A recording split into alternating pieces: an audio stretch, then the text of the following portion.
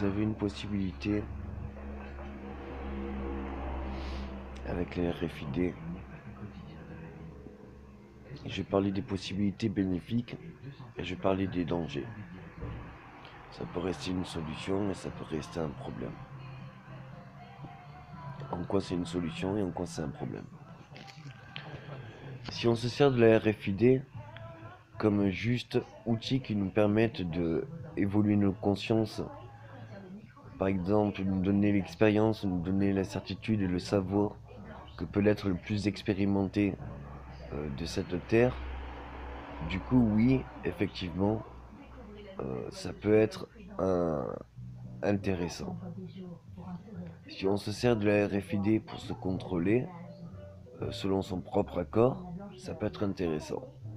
Si on essaye de se contrôler des uns des autres à cause, ou grâce ou à cause de la RFID, ça peut être un très très gros danger.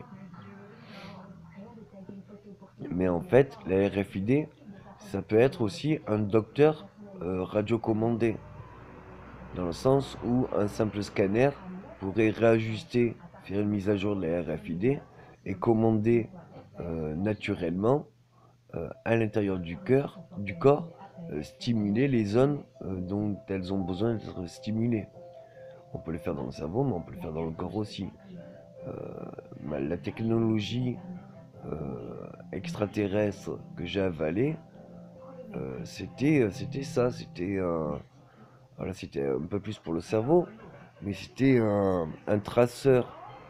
Il s'est logé dans mon cerveau et après, il a fait une modification cérébrale. Et c'était pas en découpant, c'est en tirant une partie du cerveau, le mettant entre deux autres côtés, puis c'était par devant, et puis après, voilà.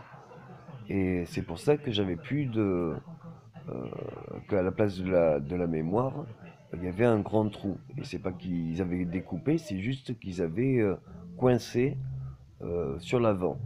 Donc en étant coincé sur l'avant, c'était plus irrigué au niveau du sang, c'était inutilisable. Mais en le remettant en place, le sang a re-irrigué. Et petit à petit, la mémoire, tout ça est revenu. Ils ont fait une anesthésie. Amnesthésie. Euh, Maintenant, vous pouvez vous servir du même procédé.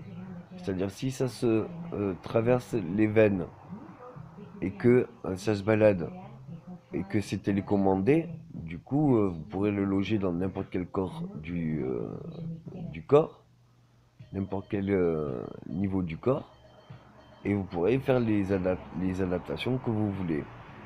Vous pourrez avoir un chirurgien interne, c'est ça que je veux exprimer. Mais ça peut être aussi un professeur dans le sens où ça peut vous donner toutes les consciences ou les savoirs ou les, ou les connaissances sur tout sujet. On peut s'en servir aussi pour la vidéosurveillance et on peut s'en servir aussi pour la maîtrise de l'homme.